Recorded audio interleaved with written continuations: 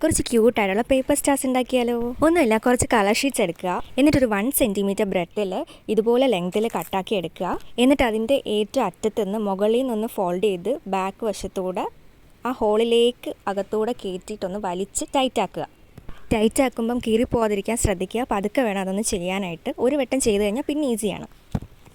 അതിന് ശേഷം ആ ബാക്കിയായിട്ട് വന്ന ആ വാലില്ലേ, അതൊന്ന് കട്ട് ചെയ്ത് കൊടുക്കുക.